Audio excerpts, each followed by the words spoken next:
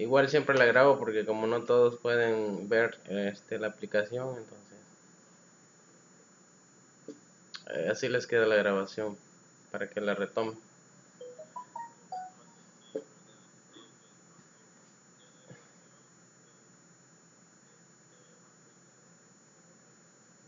Ah, sí, también, y incluso creo que ver la grabación, como solo es entrar al campus, como que les cuesta menos, digamos. O sea, pesa menos porque ya está en YouTube, pues. Entonces, pesa menos verlo. En cambio aquí,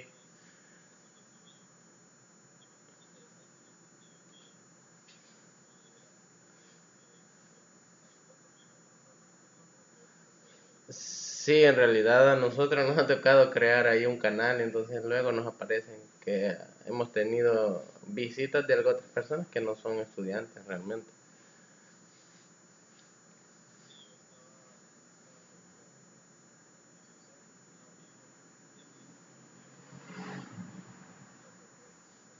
Sí, sí.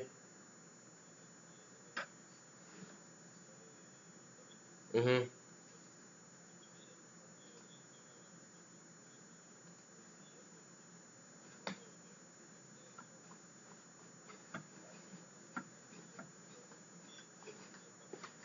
Sí, ajá, cabal, como ahí, digamos que quedan para todo público, entonces, cualquiera puede ingresar a verlas, a ver la grabación, a ver lo que se ha desarrollado ahí.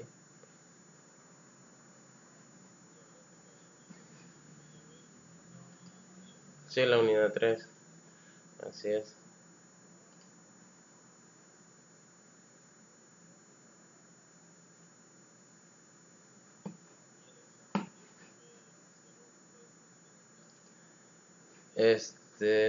Fíjese que quedaron de notificarnos si se iba a hacer, este, es en línea, sí, pero lo que nos quedaron de notificar es ¿cómo se llama? Si se va a poder hacer desde la casa o habrá que ir a una sede en específico. Entonces, eso está tentativo por ahora.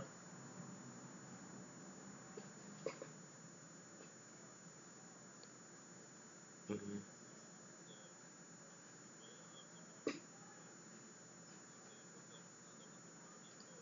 Sí, a donde le corresponde. Ajá. Sí, hasta el momento solo nos han dicho que sí es en línea, ¿verdad? Pero supongo que en el transcurso de la semana van a avisar si es necesario ir a una sede o se puede hacer desde la casa. Ujú. Bueno, bueno, entonces nos toca desarrollar lo que es la unidad número 3 que concuerda con la tutoría también, y es la diversidad en el aula. Entonces aquí lo que tocamos son puntos, digamos, de cómo manejar el ambiente del aula de estudiantes eh, que se tiene. Ajá. Y sí, sí, de hecho yo ya la tengo así como grabando. Ajá. Ajá. Sí. Igual, sí, ajá, sí, lo voy a grabar aquí también. Aunque yo lo estaba grabando aquí con otro programa ¿cómo se llama? Que es como menos pesado, por decirlo así. Ujú.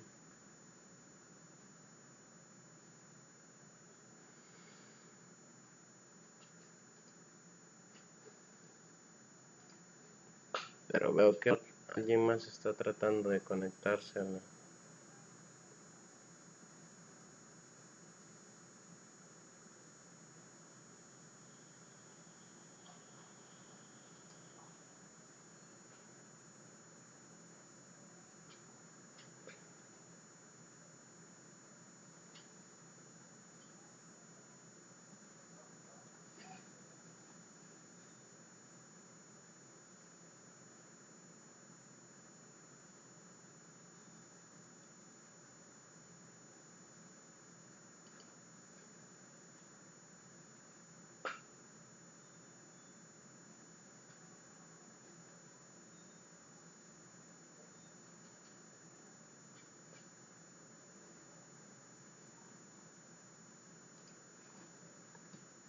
Bien, entonces tenemos ahí la diversidad en el aula. Entonces, eso es lo que corresponde para la unidad número 3. Y pues algunos puntos a tratar el día de ahora, pues hacemos la introducción al contenido, a la unidad en este caso. Vamos a hablar un poco acerca de en qué consiste la diversidad y cómo se clasifica. Y la atención a la diversidad también. Algunas adaptaciones curriculares que se hacen con respecto a lo que es la diversidad y pues el papel de la inteligencia dentro de lo que es la diversidad en el aula. Entonces comenzamos con lo que es nuestra introducción para lo que corresponde a la unidad. Bueno, en este caso estamos hablando de lo que es la diversidad, pero la diversidad va en el sentido de cuando nosotros entramos o estamos en contacto en un aula con estudiantes, entonces nosotros nos damos cuenta de que tenemos eh, un gran, un gran, eh, una gran, por decirlo así, este, pensamientos diferentes de estudiantes, formas de actuar. De hecho, hay estudiantes que son más interactivos unos que otros, otros son algo tímidos, más extrovertidos, maneras de aprender diferentes, etcétera. Entonces, cómo manejar todo eso dentro de un aula, pues es un papel muy importante a la hora de poder enseñar matemáticas, ¿no? Y hay que tener en cuenta la habilidad con la que cada uno aprende independientemente del otro. Entonces, hablar sobre esto pues es una teoría o es bastante extenso, pero vamos a tratar de tomar algunos puntos importantes sobre la teoría. Entonces, como digo, las diferencias entre los estudiantes dentro del aula, pues eso evidencia claramente que cada sujeto es único. Es decir, un estudiante que yo tenga, ese es único por muy parecido que sea otro. Incluso puedo tener estudiantes que son gemelos, pero yo siempre voy a notar quién es quién por su peculiaridad que tiene dentro de lo que es el aula. Entonces, la, al hacer la consideración entre los elementos que se tienen dentro del aula, entonces es interesante saber cómo comprenden o cómo se da el aprendizaje para cada uno de ellos.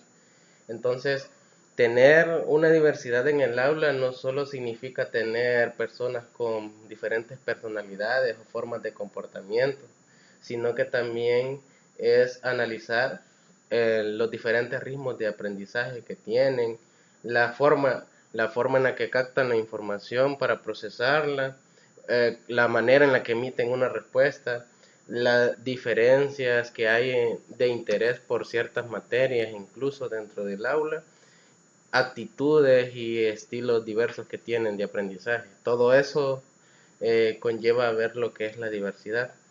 Entonces, pero este tema de lo que es la diversidad o la diferencia de aprendizaje dentro de las personas, pues este es algo que siempre ha existido durante mucho tiempo. Generalmente se conoce que en textos de Platón y Aristóteles hacía, habían ciertos apartados que trataban de entender los diferentes ritmos de aprendizaje que habían entre personas y las diferencias individuales que tenían cada una de ellas. De hecho, se considera que eh, el origen de la medición del tiempo de reacción de cada persona dice que se, re, se conoce en algo que se conoció en su momento como una psicología experimental y que esto fue observado por algunas personas como un astrónomo Bessel en 1916. Entonces dice, según la historia, que este científico se dio cuenta eh, y le interesó medir estas diferencias que existían y cómo surge, y cómo se va dando. Entonces,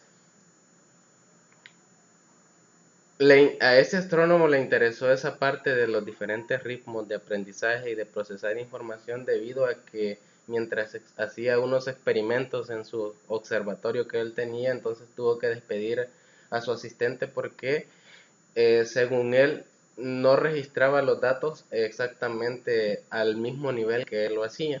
Entonces, y pues por más que intentó ponerlo a nivel de él, el astrónomo vio que cuando a la hora de tomar datos y muestras, como que no era muy preciso en cuanto a los datos que él tomaba, aun y cuando lo hacían en el mismo momento y en el mismo instante.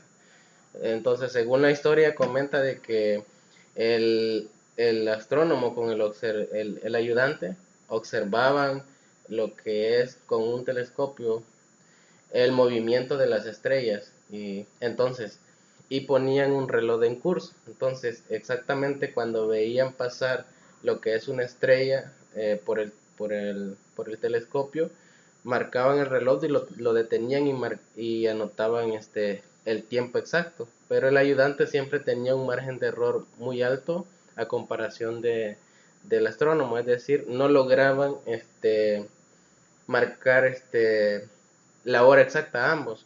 Y dice que el problema es que para poder marcar la hora en la que, en la que se daban los tiempos, pues este se daba a raíz de que tenían que escuchar el tic-tac del reloj porque no habían reloj de agujas como ahora, sino que solo eran de esos que marcan como tic-tac.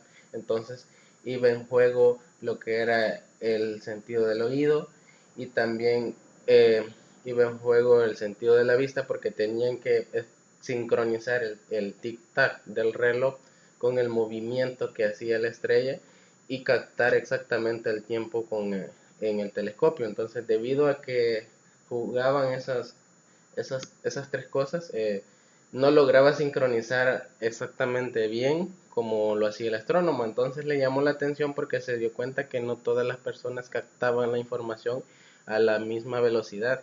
Y desde ahí empezó a surgir la idea de ver por qué se da la diversidad en cuanto a los ritmos de aprendizaje, de captar información, de procesarla e incluso de emitir una respuesta.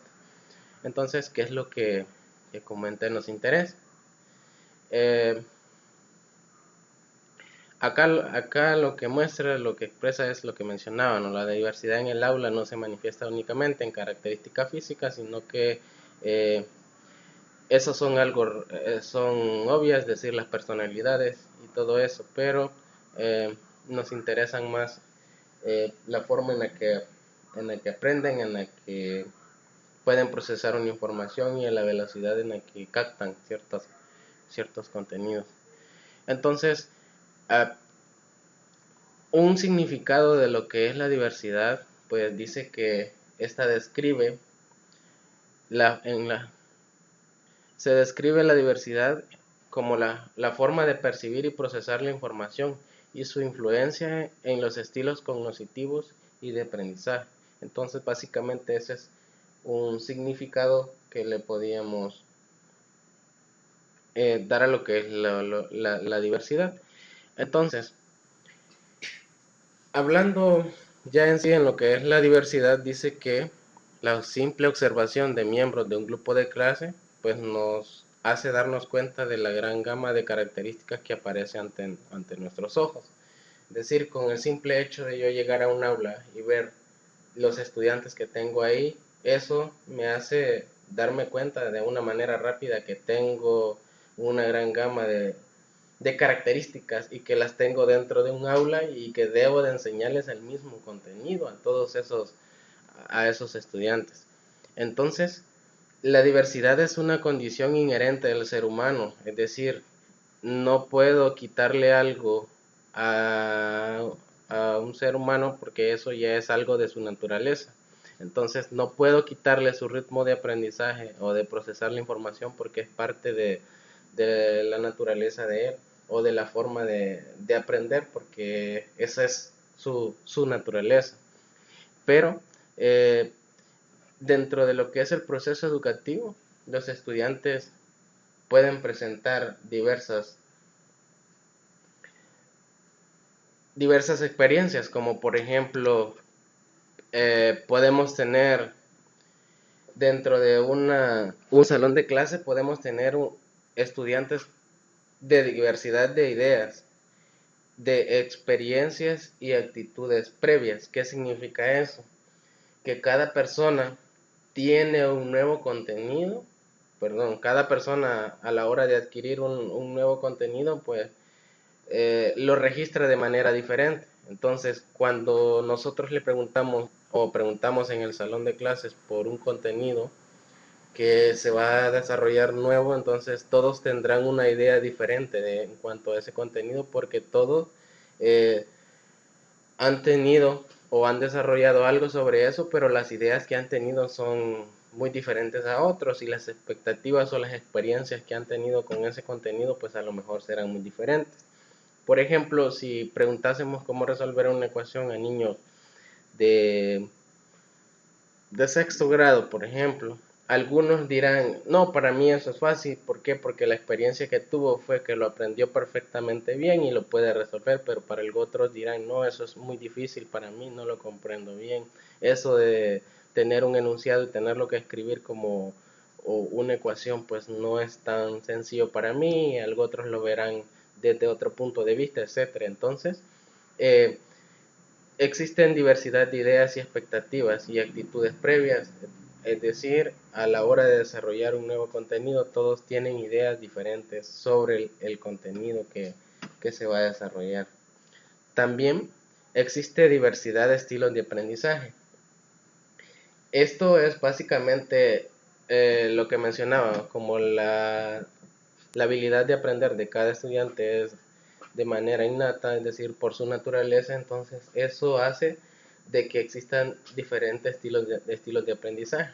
Es decir, eh, por las diferencias que tiene cada persona de aprender y algunas se deben por los estilos de pensamiento que tienen, es decir, por la manera en la que hacen la inducción, la deducción y el pensamiento crítico hacia un problema. Sí, dime.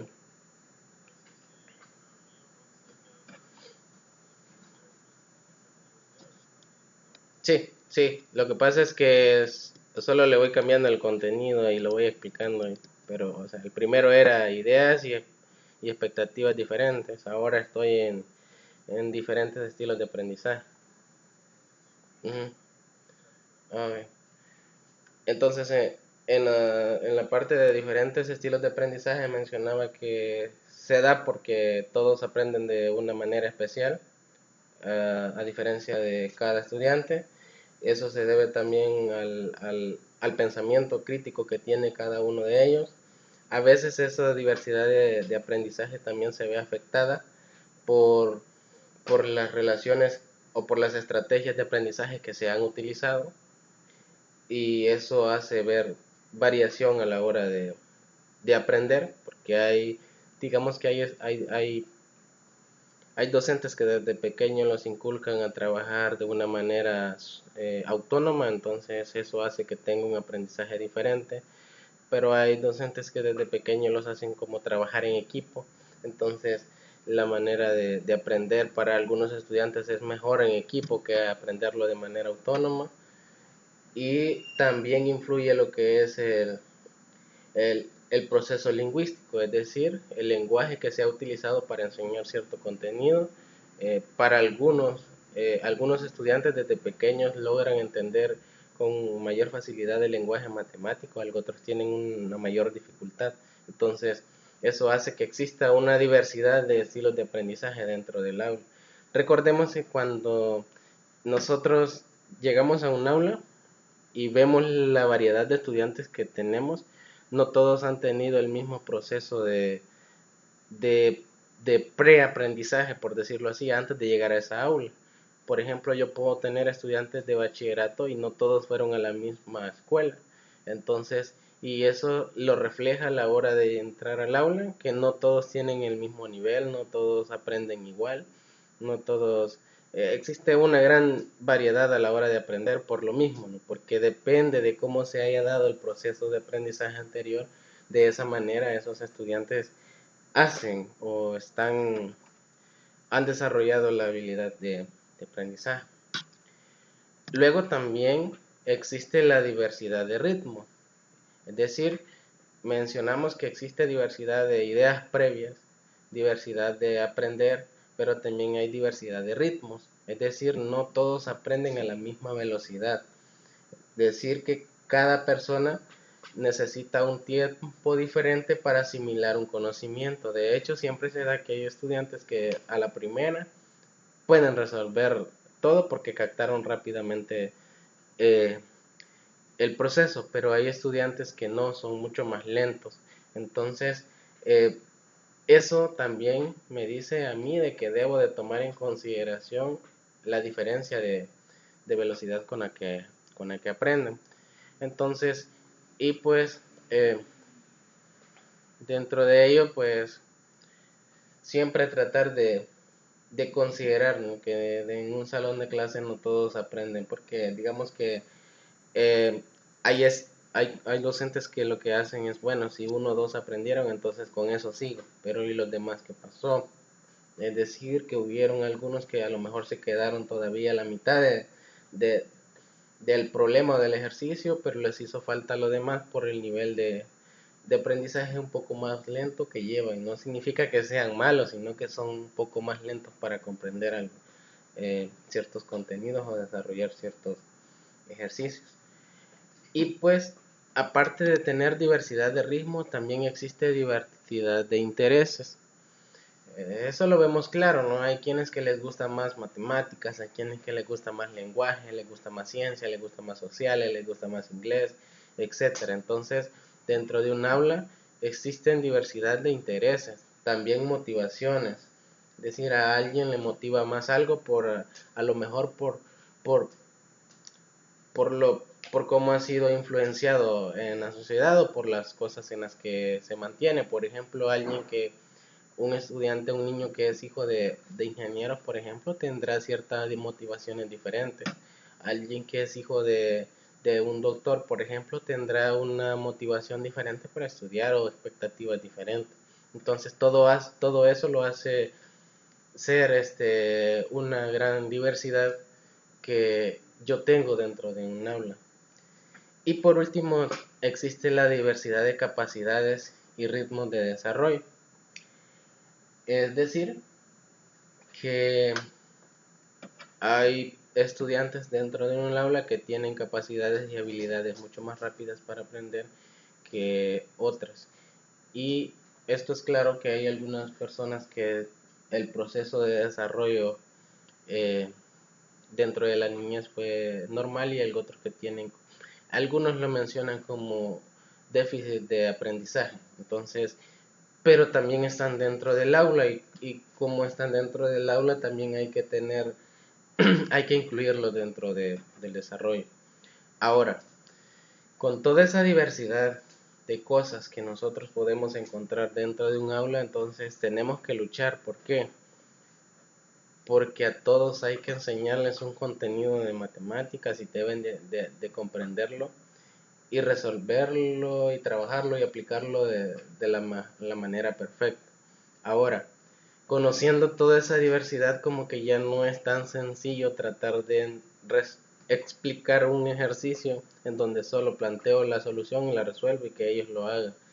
¿Por qué? Porque está en juego todo lo que acabo de mencionar. Entonces, como que la labor de enseñar ya no es, pareciera que no es tan sencilla y pareciera que a lo mejor eh, podrían dar ganas incluso de salir corriendo del aula porque ¿qué voy a hacer con esto? Es decir, en lo personal, las experiencias que he tenido he encontrado con estudiantes que simplemente no me gusta matemática y no me gusta, y como no me gusta no lo voy a trabajar. O no, yo prefiero trabajar lo que es sociales y sociales y sociales y para ellos un mundo de sociales. Entonces, ¿cómo llegar a un equilibrio sobre todo esto? Pues es una de las cosas que hay que, sobre las que hay que trabajar, ¿no? Porque este tipo de problemas se sigue dando dentro de las aulas, ¿no? Muchas veces los docentes no se toman el tiempo para clasificar la diversidad que tienen y tratar de hacer una adecuación curricular que ayude a trabajar este tipo de situaciones dentro de un aula. Entonces, debido a eso, pues nos pasamos a lo que es a la atención a la diversidad, es decir, ahora conociendo la diversidad, clasificando la diversidad, qué atenciones debo de darle a esa diversidad para para tratar de mejorar o ayudar un poco dentro de la enseñanza, en este caso de matemáticas, es decir, cómo enseñarle matemáticas a alguien que no le interesa matemáticas, sino que sus motivaciones son otras y que debido a eso el ritmo con el que aprende matemáticas es un poco más lento y los conocimientos previos que tiene incluso son mucho menos que los en comparación de otros estudiantes, porque es lo que comúnmente se da dentro de un salón de clase, dentro de un aula. Entonces, dice que para hacer la atención a la diversidad existe lo que son realizar ciertas necesidades comunes a necesidades educativas especiales. Es decir,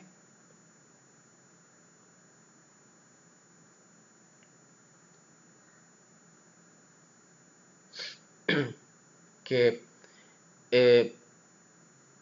para poder atender a la diversidad que existe dentro del aula, pues están las necesidades educativas que nosotros consideramos como comunes. Y esas dice que son las necesidades que comparten todos los alumnos para su desarrollo personal y socialización. Entonces es donde tenemos un currículo regular. ¿Qué significa eso? Yo en un salón de clase pues debo de poder identificar quiénes necesitan o qué a raíz de toda la diversidad de estudiantes que hay dentro del aula, cuáles son las necesidades comunes que tienen todos. Es decir, a pesar de que no todos tengan el mismo interés y la misma habilidad de aprender, pero dentro de todo eso tendrán necesidades comunes. Y la podríamos resumir diciendo que una necesidad común pues es aprender un cierto contenido y que ese contenido pues lo pueden desarrollar perfectamente bien. Ahora, y pues con eso digamos que no hay tanto problema, es decir, yo puedo llegar y hacer un análisis sobre la clase de estudiantes que tengo, las diversidades, y sobre eso veo, estas son las necesidades comunes que debo de resolver dentro de este salón de clase. Pero luego están las necesidades educativas individuales. En este caso, cuando yo conozco la diversidad de estudiantes que tengo dentro de mi aula, dice que puedo hacer referencia a las diferentes capacidades, intereses, niveles, ritmos y estilos de aprendizaje que pueden ser atendidos a través de prácticas pedagógicas. ¿Qué significa eso? Yo sé cuáles son las necesidades comunes de mis estudiantes de mi salón de clase, pero luego detecto cuáles son las necesidades educativas individuales. Esas necesidades individuales, es decir, este necesita mejorar en conocimientos de álgebra, este tiene problemas de aritmética, este tiene problemas en cuanto a la hora de razonar o de hacerle el análisis, etcétera. Entonces, cuando ya conozco las necesidades individuales, dice que basta para resolver esas necesidades individuales con hacer agregarle a mi currículo alguna práctica pedagógica especial que yo voy a realizar con mis estudiantes. Es decir, a lo mejor, bueno, voy a tomarme un taller de álgebra para que todos dominen a la perfección álgebra. No, voy a realizar un día un taller para aritmética, para que aprendan cuáles son las reglas aritméticas básicas y que las puedan utilizar. Voy a darme un taller de razonamiento lógico para que aprendan a utilizar o razonar de manera correcta. Pero basta con hacer una práctica pedagógica y yo ya solventé el problema de las necesidades educativas individuales. Luego están también las necesidades educativas especiales, es decir, cuando ya conozco las necesidades educativas, vi cuáles eran las necesidades que tenían individuales, que bastaba con realizar algún taller, alguna práctica y poder resolver ese problema, pero hay algo otras que no solamente con esas dos anteriores son suficientes para resolverlas. Y estas básicamente dice que hace referencia a alumnos que presentan dificultades mayores que el resto de los estudiantes. para acceder a los aprendizajes que les corresponden por edad. Es decir, comúnmente siempre vamos a encontrar un estudiante que nosotros vamos a decir, no, este no está al nivel para estar en esta sección. Es decir, él debería de estar en una sección o dos secciones atrás.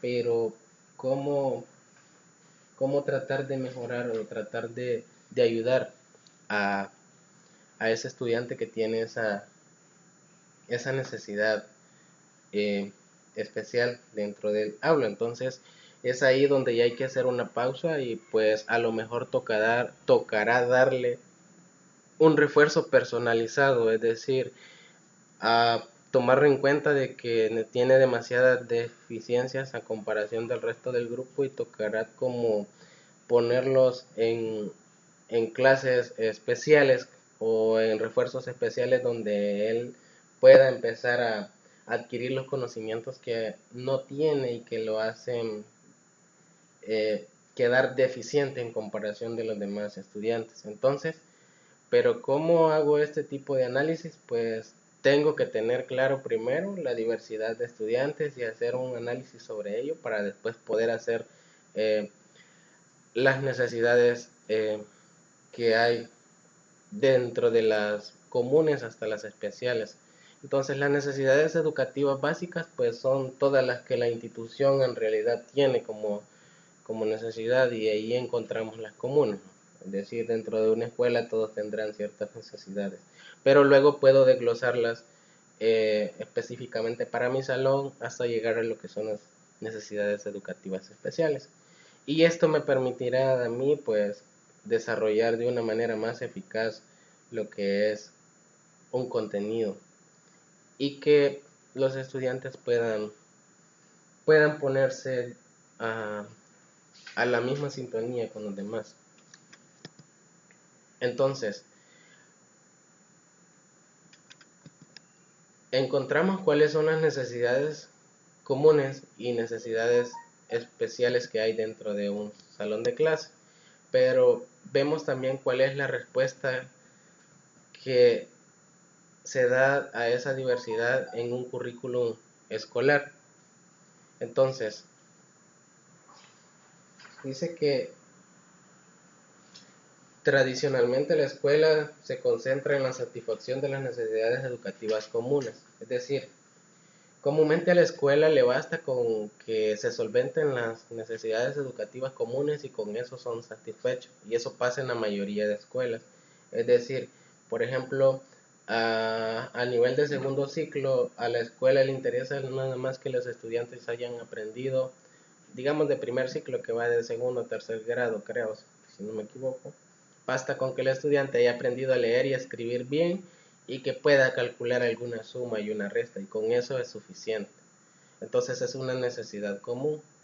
Eh, por ejemplo, en un desarrollo de una unidad de noveno grado, por ejemplo, basta con cumplir el objetivo general y con eso la escuela se da por satisfecha, porque ha logrado solventar su necesidad. Pero no se preocupa por alcanzar las necesidades individuales. Entonces, bajo esta perspectiva, no se preocupa por aquellos alumnos que no logran alcanzar los objetivos que se han establecido de manera específica. Entonces, no logran o no logra darle atención a las dificultades que tienen ciertos estudiantes en cuanto a aprendizaje o problemas incluso de conducta. Entonces, no logra profundizar a las clases, a las necesidades especiales que un estudiante necesita. Entonces dice que debido a eso se toman medidas centrales en los alumnos en lugar de revisar y modificar aquellos aspectos de la práctica educativa que pueden generar o acentuar sus dificultades. Basta con de manera general, pero no le hacemos una modificación a nuestro desarrollo pedagógico para que ayude a mejorar eso. Entonces, comúnmente dice que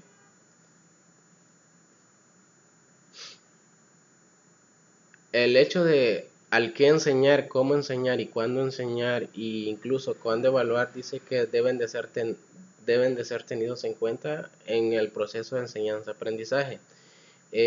Algunos de estos puntos, pues a lo mejor ocurrirán de manera diferente por la diversidad de estudiantes que se tienen. Es decir, cómo enseñar, no todos se les puede enseñar de la misma manera. Cuándo y cómo evaluarlos, igual tampoco se puede hacer de la misma manera para todos. Es decir, tocará hacer alguna práctica pedagógica para solventar ese problema. De hecho, he conocido estudiantes que les dan fobia a los exámenes. Entonces, y eso hace que ellos se queden en blanco a la hora de un, resolver un examen. Incluso también conocí un estudiante una vez que le daba como, no sé cómo se llama, pero era un problema de ansiedad a la hora de ver un examen frente a él, y pues incluso le daban ganas de llorar, pero no era porque a lo mejor no supiera, sino que era un problema de él. Pero digamos que nadie se había como tomado el tiempo como para evaluarlo de alguna manera diferente, de tal manera que no fuese afectado ese problema. Entonces, pero como la mayoría de escuelas solamente les interesa solventar el problema de manera común, es decir, la necesidad común, no toma en cuenta aquellos aspectos o las necesidades especiales que pueda tener algún estudiante. Entonces, recordando que cuando no se toman en cuenta todos estos aspectos, pues lo que ocurre es que muchos estudiantes tengan que repetir eh, secciones, incluso se da el ausentismo, es decir, desisten de ir a la escuela, y también se da el fracaso escolar. Porque a lo mejor ven que no, se frustran y dicen, no, yo no soy bueno para el estudio, no, es que yo no puedo, y pues el estudiante básicamente fracasa dentro de su intento de aprender. Entonces,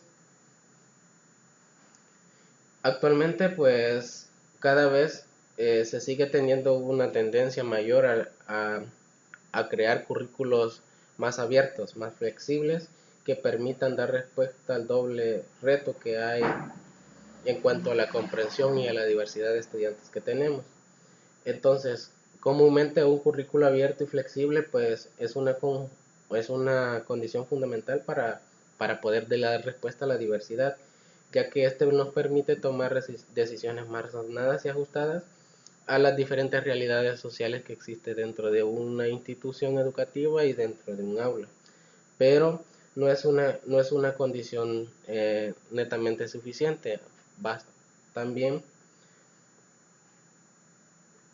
debe de ser necesario un currículo amplio y equilibrado que dé respuesta al tipo de capacidades y contenidos que contempla el mismo.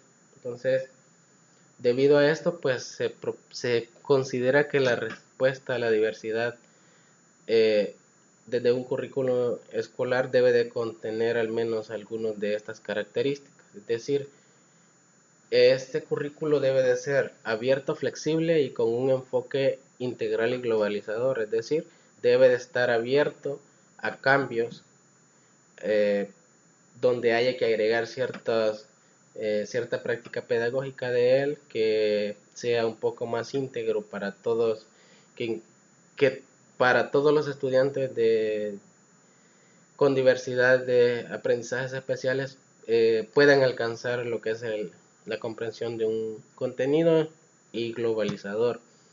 Dice que también debe dar libertad a las instituciones para que tomen sus propias decisiones y lo apliquen basándose en su contexto educativo. Es decir, que eh, no puede aplicar el currículo de manera general que se aplica, por ejemplo, en un lugar donde es un municipio con donde hay estudiantes que han tenido deficiencias de aprendizaje, al que se puede aplicar en una ciudad, por ejemplo, donde se cuenta con toda la tecnología y los estudiantes a lo mejor tienen un nivel un poco más amplio. Debe de estar adecuado de acuerdo al contexto en el que se está trabajando. También debe de ser guía que orienta la práctica educativa y su aplicación en el aula, y debe de ser un instrumento al servicio del maestro y orientar la elaboración de proyectos educativos. Entonces, esta propuesta funcionaría de manera perfecta y ayudaría no solo a atender las necesidades comunes dentro de un salón de clases, sino que ya incluiría las necesidades especiales que también se tienen dentro de él.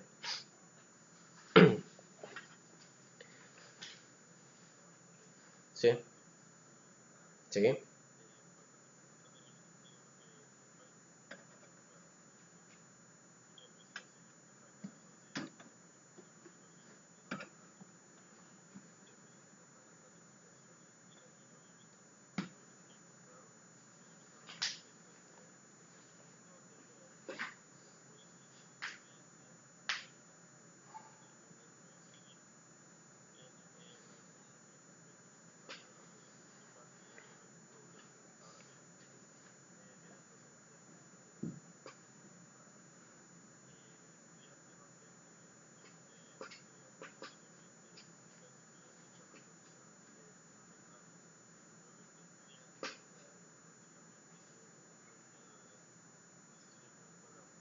Ujú, sí, sí,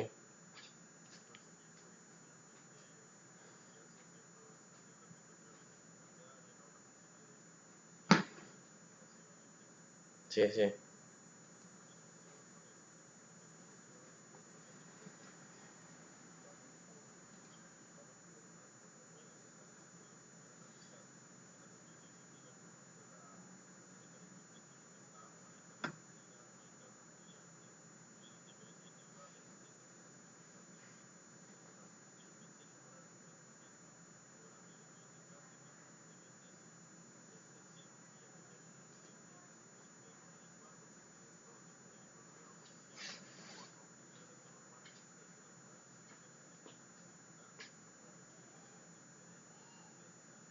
Exacto, así es.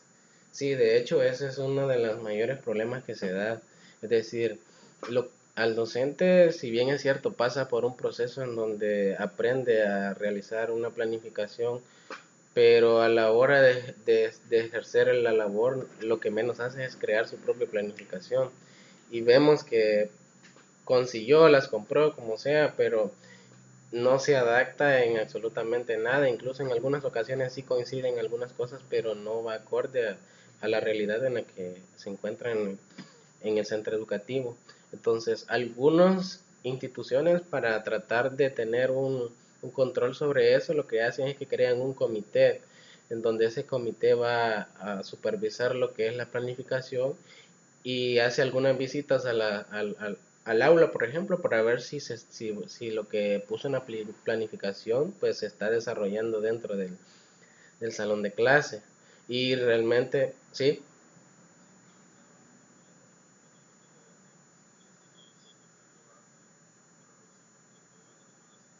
ajá,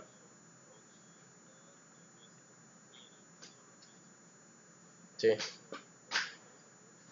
Sí, sí es cierto. Entonces, realmente creo que hace falta mucho por hacer en este sentido porque no llega hasta los lugares donde debería de llegar. No solo se queda que la zona central. Por ejemplo, aquí en el oriente del país es muy, pero muy raro encontrar una institución que lo haga. Y comúnmente lo que más se da, por experiencia lo digo, es que he visto que hay docentes que tienen una planificación desde 1900 no sé cuánto y lo que van haciendo cada año solo es cambiarle la fecha. Entonces, y sin tener en cuenta de que, bueno, hoy con las TIC pues se podía incluir muchas herramientas necesarias para cambiar eso. Y como digo, una escuela se da por satisfecha si logra alcanzar lo que es la necesidad común que tenían todos los estudiantes. Porque viéndolo de manera generalizada, digamos, yo estoy enseñando los casos de factoreo y la digamos por decirlo, no porque a lo mejor sea así, no, el objetivo general dice que los estudiantes conozcan los casos de factoreo, pues si yo se los enseño ya los conocen, pero que los puedan aplicar tal vez ya no llegue ahí y ya la aplicación ya va como en un objetivo específico. y a lo mejor la gran mayoría no logrará aplicarlos, entonces como que se queda muy corto eso. Entonces, esto es una de las cosas que hay que tener muy en cuenta, digo, para poder mejorar en ese sentido. Tratar de no solo quedarnos con las necesidades comunes, sino llegar a las necesidades especiales e incluso a las, a las necesidades, bueno, a las individuales y a las especiales, que son las más difíciles de desarrollar, pero que no realmente no está dentro de la posibilidad de un docente. A lo mejor, como lo que sucede siempre, pues no nos gusta este complicarnos la vida, por decirlo así. Entonces, luego, si tenemos la respuesta de la diversidad a un currículo escolar, entonces, ¿cómo el centro educativo responde a la diversidad con la que se encuentra dentro de un salón de clase determinado? Entonces, bajo este sentido, pues mejorar la calidad y la enseñanza y asegurar que todos tengan igualdad de oportunidades es lo que debe de exigir una reflexión y una planificación que va dentro de un centro educativo, y de manera conjunta qué acciones tomarán para que esto se realice, ¿no? Es decir, que el centro educativo básicamente debe de estar obligado a que se mejore la calidad y la enseñanza y que sea igual para todos. Debido a eso, pues eh, se debe de realizar en lo que es la práctica educativa tradicional, pues cambios sustanciales e incluso drásticos en algunos casos. Entonces, porque la experiencia nos ha demostrado que la respuesta a la diversidad y educación de los alumnos con necesidades educativas especiales debe de ser un proyecto de escuela, es decir, cuando nosotros tenemos estudiantes que no están al nivel en un grado por determinado y que deberían de estar a lo mejor 1 o 2 grados más atrás, entonces tratar de cubrir esa necesidad especial no solo es del docente, es una labor de la escuela que debe de tomarlo como proyecto todos los años, es decir, se debe de crear un proyecto educativo eh, escolar que donde en ese proyecto se consideren todas aquellas cosas que, que ayudarán a solventar las necesidades especiales que tienen los estudiantes, porque ya dijimos que las necesidades individuales basta con que el docente dentro de su salón de clase cree una práctica y pedagógica y mejorará el problema, pero las especiales no, porque un estudiante no puede desarrollar, digamos, está trabajando en solución de ecuaciones cuando a lo mejor el estudiante tiene problemas para sumar y restar. Entonces no puede el docente tratar de cubrir esa necesidad especial porque no está dentro de los contenidos con los que está trabajando. Entonces es ahí donde la escuela o el centro educativo debe de realizar su labor y diseñar lo que son los proyectos de escuela. Y, y no necesariamente así aislados en ese sentido.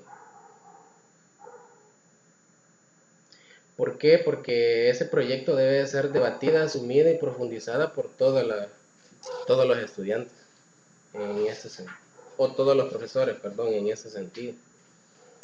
Sí,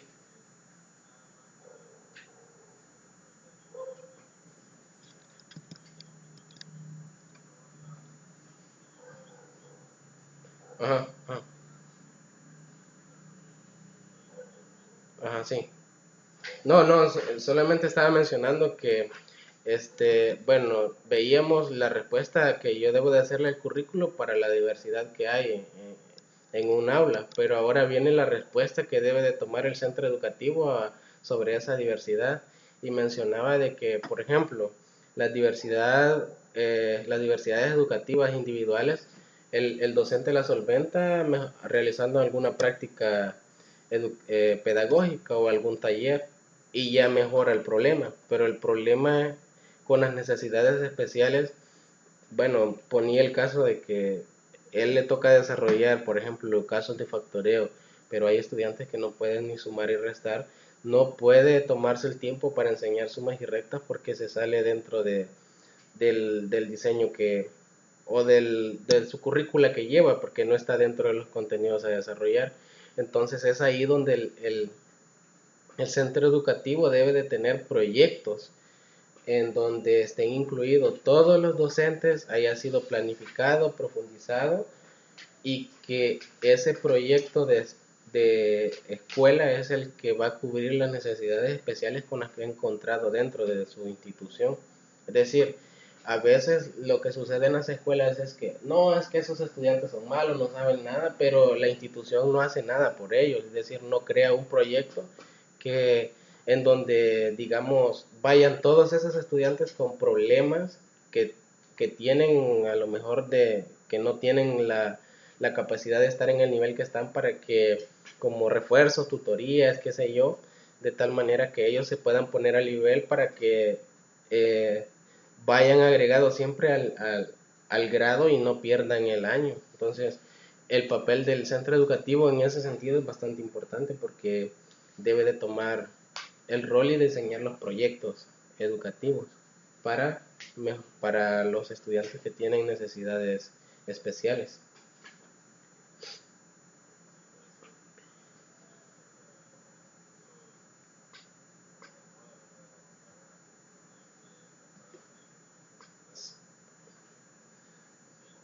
Sí, así es.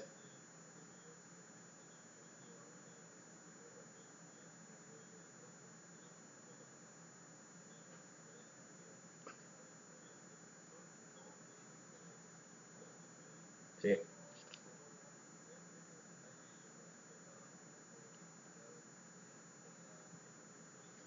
sí,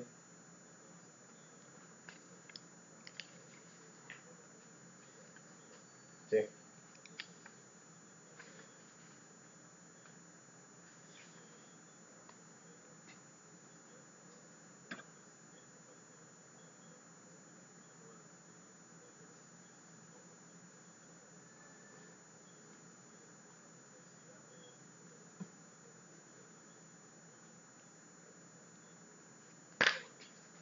sí, sí, sí, sí, es cierto.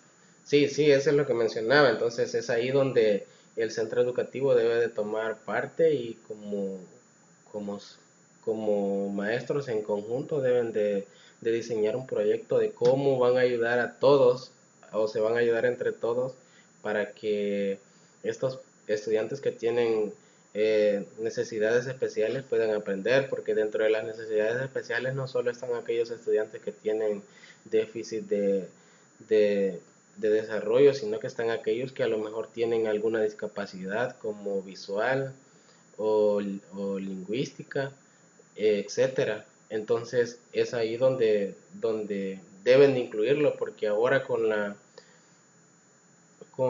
el nuevo formato, un estudiante que tiene problemas auditivos no se puede sacar dentro de un salón de clase por eso, sino que debe de estar ahí. Un problema con discapacidad visual tampoco se puede aislar, debe de estar dentro de un salón de clases. Entonces, todas esas, cómo ayudar a ese tipo de acciones es lo que debe de proponerse el centro educativo y crear sus proyectos para ayudar a eso. Entonces, algunas de las cosas que se proponen es que el proyecto educativo o proyecto curricular debe de cumplir algunas condiciones, como por ejemplo mejorar la calidad y asegurar la igualdad de oportunidades. También debe de llevar a cabo reflexión y debate sobre visión del desarrollo de aprendizaje, diversidad para encontrar estrategias que eviten la exclusión de los alumnos. Es decir, debe de crear sus proyectos que no haya discriminación. Por ejemplo, alguien de dificultad auditiva, problemas de visión o que tenga realmente problemas de aprendizaje. Debe de asegurar que el currículo de la escuela sea lo más amplio, equilibrado y diversificado y que se analicen las necesidades educativas especiales y se tomen en cuenta las decisiones oportunas, es decir, que la solución que se le va a dar sea la que realmente necesita. Y también debe de aprovechar los materiales que tiene como mobiliario, equipo y también los recursos humanos como los profesores, padres de familia, comunidad que se ven involucrados para poder solventar esas necesidades y identificar las dificultades de aprendizaje a través de valoración de las necesidades educativas especiales que permitan hacer lo que es la adaptación curricular individual, es decir, de qué manera voy a combatir individualmente la necesidad que tiene este estudiante y sobre todo crear un buen clima de aprendizaje para que el estudiante pues pueda aprender y desarrollar sus habilidades. Entonces, ahora ya vimos la respuesta que debe dársele al currículo, la respuesta que debe de dar lo que es el centro educativo y terminamos viendo la respuesta que debe de dar lo que es o cómo se debe de dar dentro del aula, es decir, qué debe de hacer un profesor en cuanto a todas esas necesidades que encontrará pues dentro del aula. Comúnmente pues primero todo lo que se haga dentro del centro educativo pues se deben de materializar lo que es en el aula. ¿Por qué? Porque ahí es específicamente donde se dan los procesos de enseñanza-aprendizaje. Y en ese lugar pues es donde se tiene la mayor influencia intensa y directa del desarrollo de los alumnos, es decir, en el aula. Entonces, ¿cómo se planifique o cómo se haga la planificación anual y cómo se concrete en lo que son las unidades didácticas? Pues esto se debe de estar pensado y diseñado de acuerdo al contexto que se tenga dentro de lo que es el aula y debe de ser la planificación curricular debe ser una guía que oriente y guíe los procesos de enseñanza-aprendizaje que se van a dar dentro de lo que es el aula, donde, como mencionábamos, esta planificación lo que debe es de conseguir que se dé el equilibrio entre las respuestas que hay para las necesidades educativas comunes, para las individuales y para las especiales, es decir, que se logre crear un equilibrio entre las tres cosas. Entonces, eso significa que un docente está obligado a conocer las características y necesidades educativas que tiene su aula o su salón de clase, los niveles de competencia que tienen cada estudiante, los intereses, el tipo de relación que establecen, es decir, cómo se interactúan entre ellos mismos, etc. Entonces, darle una respuesta a esta diversidad dentro del aula, pues básicamente rompe con las reglas que tradicionalmente nosotros conocemos, en donde en un salón de clase todos los estudiantes hacen lo mismo. A lo mejor en un salón de clase ahora ya no todos los estudiantes tienen que hacer lo mismo, porque no todos pueden utilizar lo que son las mismas formas y los mismos materiales para aprender, y es ahí donde tenemos en cuenta los estudiantes que tienen problemas auditivos y tienen problemas visuales, incluso se tendrán otros tipos de necesidades aparte de estos. Entonces, todo eso pues es una tarea que en concreto le corresponde al docente, en donde debe de ser más flexible, debe de ser más organizado y tratar de que todos esos puntos se cumplan. Entonces, en ese sentido, dentro del aula, pues un docente pues debe conocer las diferentes necesidades, estilos de aprendizaje y procesos de desarrollo de cada alumno o alumna. Y debe de ayudar a todos los alumnos a construir aprendizaje significativo y también debe de organizar las experiencias de aprendizaje de forma de que todos participen, progresen en función de sus posibilidades. Esto nos hace ver que en el aula pues el docente debe de hacer todas las prácticas pedagógicas necesarias para poder desarrollar un contenido, es decir, ya no solo basta, bueno, este es, por decirlo así, la fórmula cuadrática, así se aplica, resuelvo un ejercicio y después le dejo el montón de guías de ejercicios a cada uno. Entonces a lo mejor tendrá que crear algún otro tipo de mecanismo que ayude a aquellas personas que no tienen la habilidad de aprender rápidamente o de esa manera, pero que también puedan desarrollar y puedan aplicar lo que es la fórmula cuadrática. Eso es la respuesta que se debe de dar específicamente ya en el aula. Luego lo que mencionaba sobre las adaptaciones curriculares. Estas adaptaciones curriculares pues son las que son necesarias y las que hay que hacer a raíz de conocer la realidad que existe dentro del centro educativo y dentro de lo que es un salón de clase.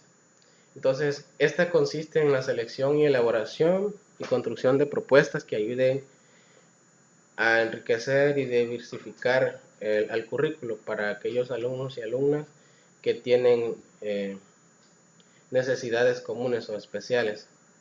Las adaptaciones pues comienzan de prioridades pedagógicas establecidas en los proyectos educativos institucionales y de aula. Es decir, yo hago una adaptación en donde la prioridad para mí van a ser agregar todas aquellas prácticas pedagógicas que ayuden exactamente en mi centro educativo o en mi salón de clases a cubrir esas necesidades.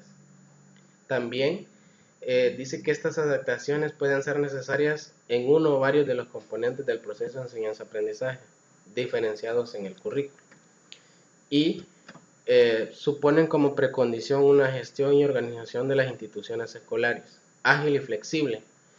Esto implica la movilización de recursos comunitarios y la participación y compromiso de los padres en la adopción de decisiones y acompañamiento del proceso. Es decir, la adaptación curricular juega un papel muy importante donde no solo es el proceso, el docente se ve involucrado en cambiar su metodología o su práctica en cuanto a enseñar, sino que también se involucran los recursos tanto humanos como de mobiliario y equipo e incluso la comunidad, los padres de familia o todo aquello que ayude a mejorar el proceso de enseñanza-aprendizaje.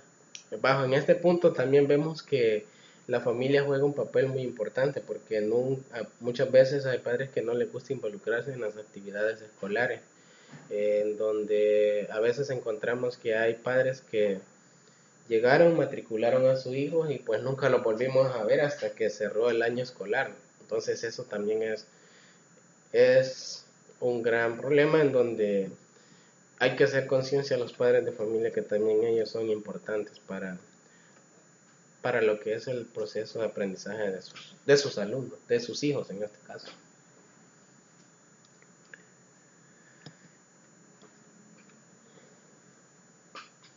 Y pues esas adaptaciones constituyen un proceso particular en la toma de decisiones para cada niño, en un contexto concreto, para que éste pueda desarrollar y aprender.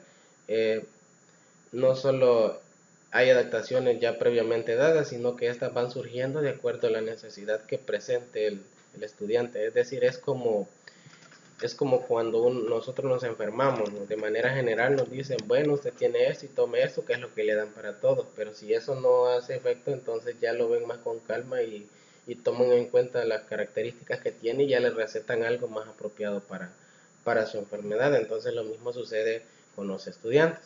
Hay estudiantes que se les puede dar la misma receta en común y con eso basta, pero hay algunos que habrá que considerarlos y darles algunas cosas más específicas que ayude a mejorarlo. Por eso es que dice que una adaptación curricular se debería de ver como una receta médica, porque a lo mejor la misma pastilla no funciona para todos, sino que debe de haber una específica para una persona en específico. Entonces, también existen las condiciones del desarrollo de algunos estudiantes que tienen algún tipo de discapacidad, por ejemplo, que tienen repercusiones en su proceso de aprendizaje y que a lo mejor estos van a requerir un cierto tipo de adaptación, pero no se puede establecer a priori. Es decir, sin antes haber conocido los estudiantes que tengo, yo no puedo hacer una adaptación curricular. Porque no sé todavía qué tipo de estudiantes voy a tener, cuáles van a ser sus discapacidades y pues por lo tanto no puedo modificar nada a priori. Es como que yo vaya a pasar una consulta donde un doctor y me recete algo sin antes haberme tratado y verme visto y haberle contado cuáles son mis problemas. Entonces, en ese sentido, pues la relación que existe dentro de la receta médica con la adaptación curricular como que no es muy invariante, tienden a tener la misma idea. Y pues es importante que las adecuaciones curriculares se restringen solo a los alumnos que presentan algún tipo de discapacidad, sino que pueden requerirlas otros muchos, que ya sea por sus condiciones de desarrollo personal y de la respuesta educativa. Es decir, a veces nosotros tenemos en cuenta solamente aquellos que a lo mejor tienen una discapacidad para movilizarse, por ejemplo, para ver, para oír, etcétera, pero no solamente deben de tomarse en cuenta esos tipos de estudiantes. Hay estudiantes que a lo mejor por problemas en sus casas, ya sea de violencia, etcétera, tienden a tener una cierta discapacidad en el aprendizaje, y también todos ellos deben de ser agregados para poder ayudarles y que no se vean afectados a lo que es el desarrollo de sus habilidades. Incluso se da también dentro de un salón de clase que hay estudiantes que con discapacidad o una discapacidad, ya sea física, pueden desarrollar y pueden aprender con facilidad los contenidos y no necesitan de una adecuación o de curricular o una necesidad especial. Es decir, perfectamente encajan y no tienen ningún problema en seguir la metodología que el docente está realizando para todos en común. Entonces, y eso también se da. Entonces, pueden ocurrir esos casos también.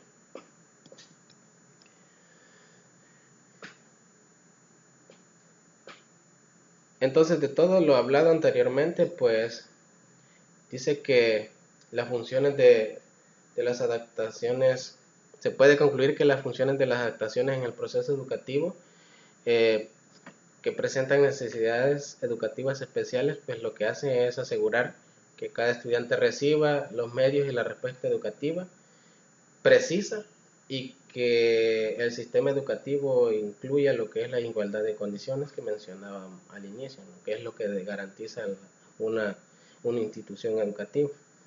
También establecer una relación entre las necesidades educativas individuales y el programa común. Es decir, el programa que se desarrolla y esas necesidades, pues debe de haber una relación. Se deben de coordinar las actuaciones de los diferentes profesionales y servicios que intervienen con el alumno-alumna.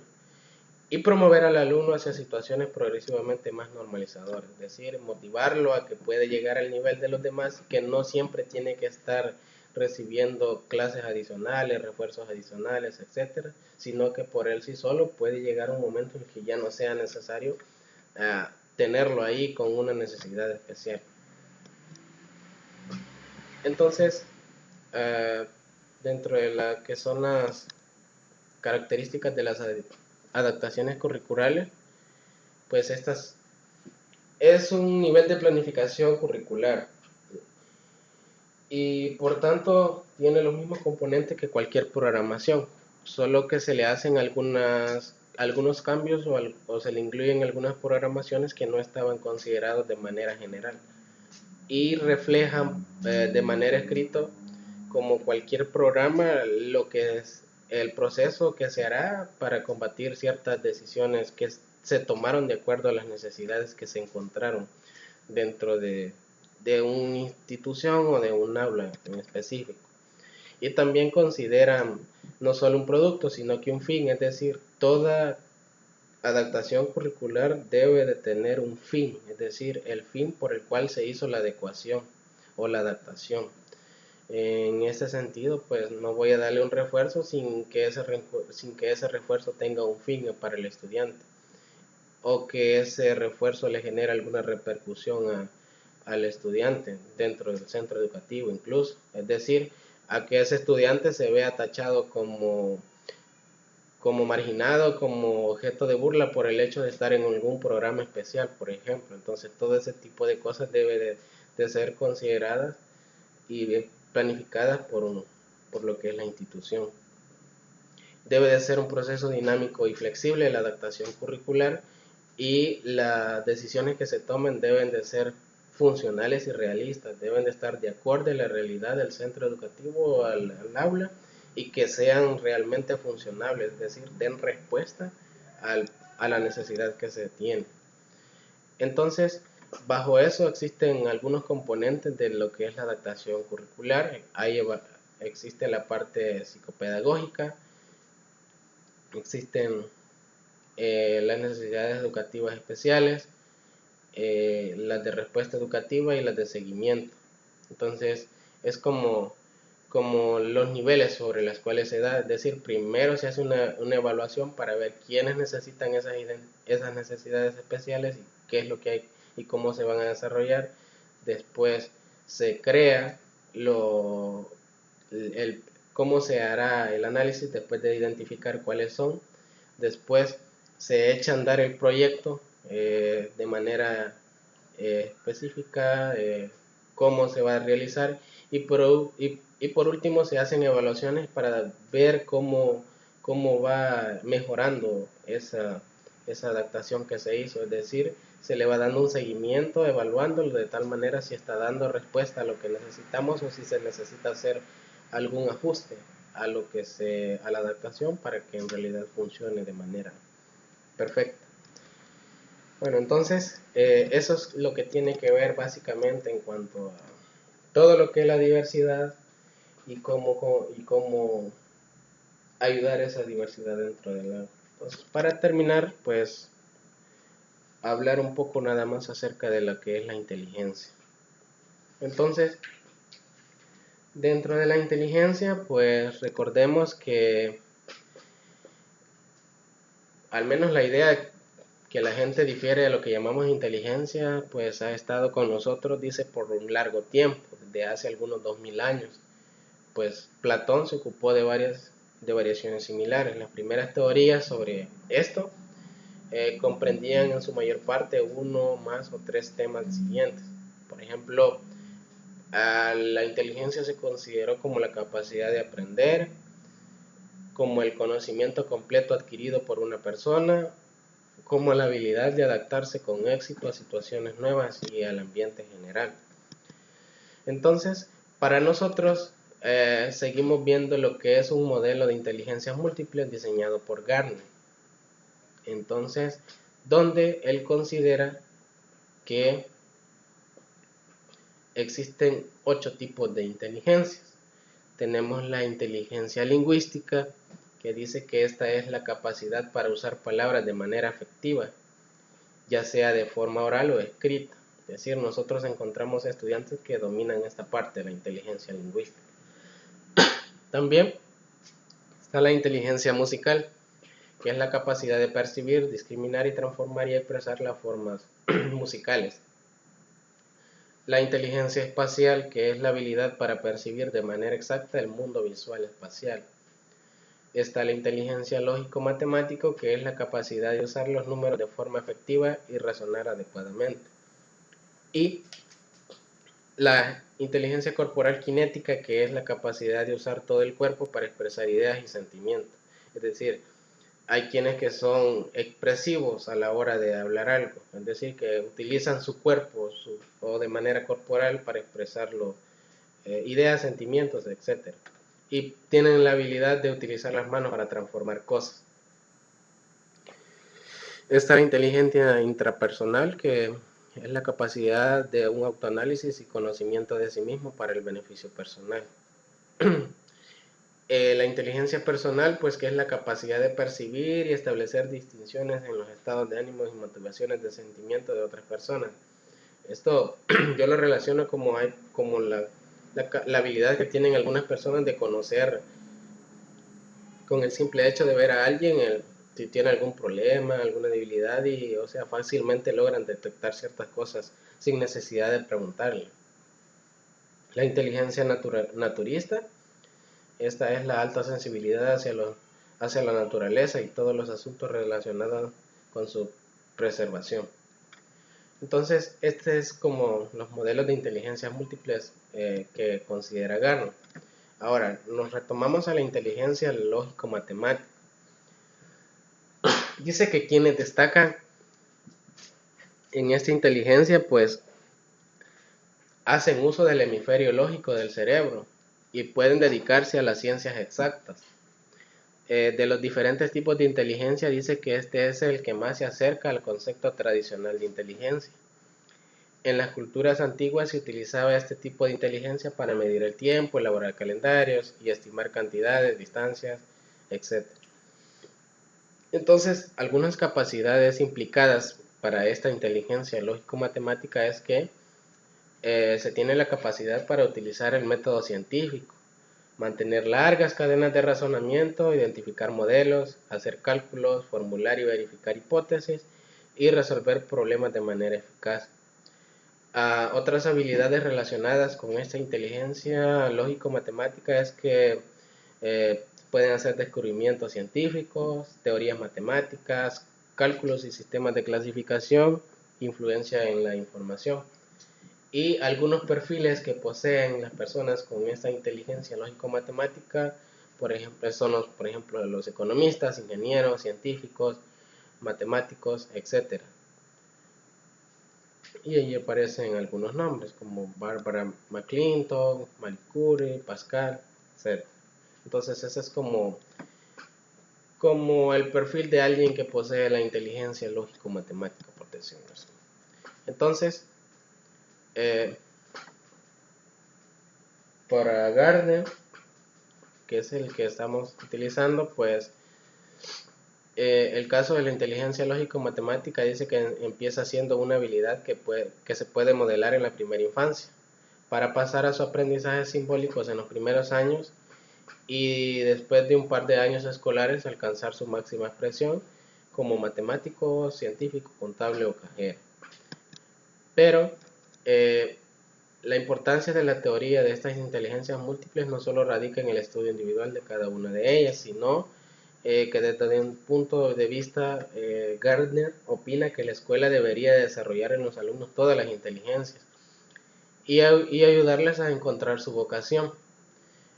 Y este tipo de escuela ha de estar centrada en el individuo, comprometida con el entendimiento óptimo y con el desarrollo del perfil cognitivo de cada estudiante.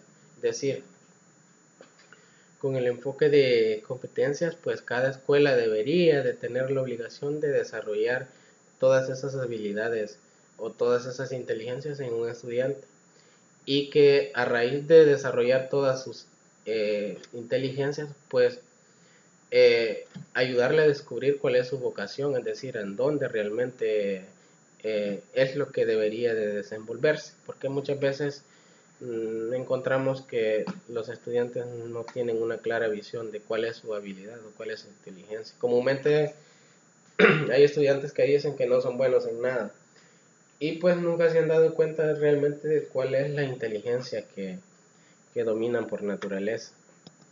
Entonces, para Gardner dice que la escuela ideal se debe de basar en dos hipótesis.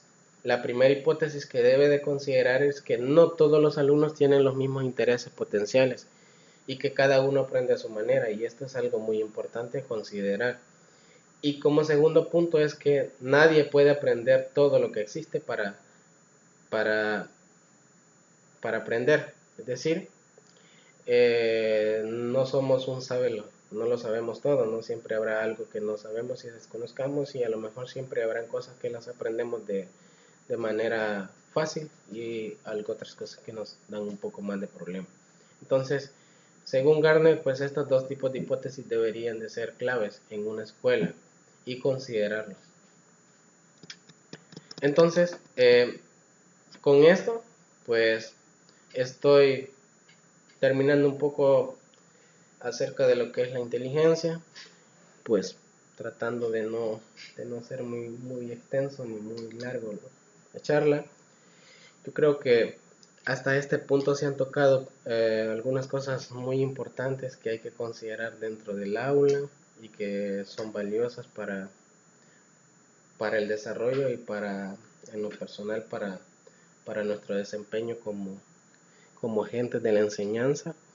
Y pues En lo personal digo que son cosas que deberíamos de poner en práctica en la realidad. Bien, no sé si hay alguna pregunta antes de terminar.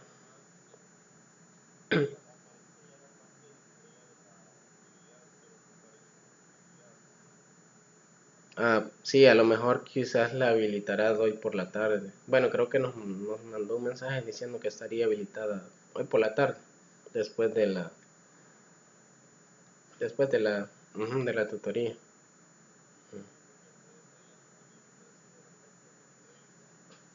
Pero no está la actividad. Mm, Sí, creo que nos mencionó que la subiría después de la tutoría.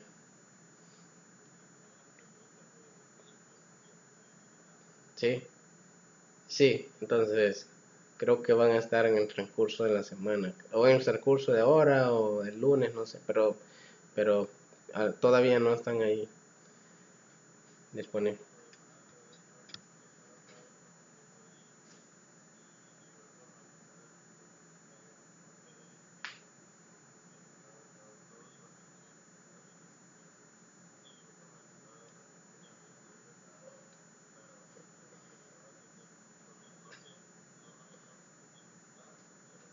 Ajá, los puntos claves en realidad. Sí, de hecho la idea es eso, pues tratar de tocar los puntos claves y que son las cosas que debemos de manejar, ¿no? Y que a lo mejor son las cosas que no servirán para el examen, porque siempre se tratan de tomar los puntos claves de cada contenido.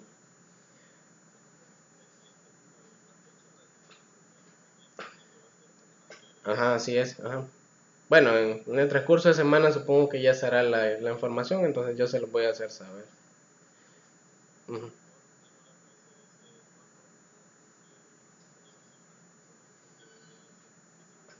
Sí,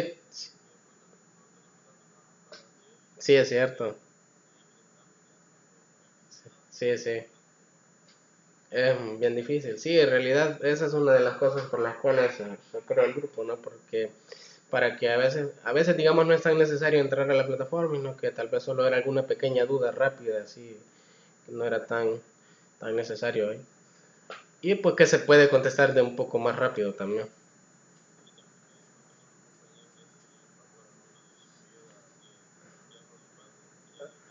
Ajá, cabal, es cierto.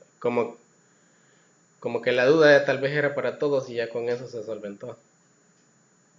Ujú. Bueno, entonces yo me despido porque ya son las 10, creo que hay otra tutoría después. Entonces, cabal, se torna un poco tediosa la mañana.